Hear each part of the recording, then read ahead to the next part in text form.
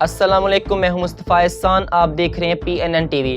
Corona کی تیسری لہر کے پیش نظر حکومت کی جانب سے ایک بار پھر بند کیے جانے والے تعلیمی اداروں کے مالکان، اساتذہ، طلباء اور والدین نے اسلام آباد کے ڈی چوک پر کاشف مرزا کی قیادت میں شدید احتجاج کیا۔ شرکاء احتجاج اس موقع پر حکومتی پالیسیز کے خلاف شدید برہم نظر آئے۔ اس موقع پر حکومت کے خلاف شرکاء کی جانب سے نعرے بازی بھی کی جاتی رہی۔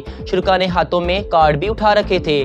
اس حوالے سے شرکاء نے PNN ٹی وی سے خصوصی گفتگو کی۔ اس موقع پر ان کا کیا کہنا تھا، آئیے آپ کو سنواتے ہیں۔ السلام علیکم سر۔ وعلیکم السلام۔ سب گجرانوالہ سے لانگ مارچ میں ایجوکیشن کی بحالی کے لیے تشریف لائے ہیں، تو آپ جو ہے وہ کیا پیغام دینا چاہیں گے؟ میں یہی پیغام دینا چاہ رہا ہوں کہ جب تمام شعبہ ہے زندگی کھلے ہوئے ہیں اور جن بچوں کو آپ نے بند کر کے رکھا ہوا ہے جی اسکول میں آئیں گے تو کرونا پھیلے گا، کیا وہ محلے میں کھیلتے اس وقت کرونا نہیں پھیلتا؟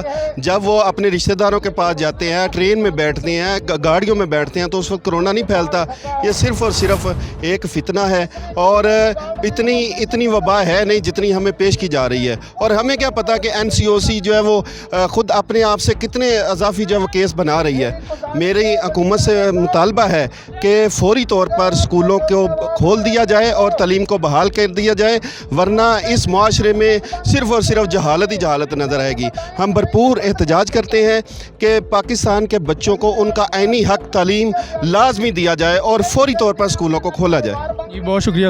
اب تک کے لیے اتنا ہی۔ مزید خبروں کی تفصیلات جاننے کے لیے ہماری ویب سائٹ وزٹ کریں PNNTV.online اور رہی ہر خبر سے باخبر۔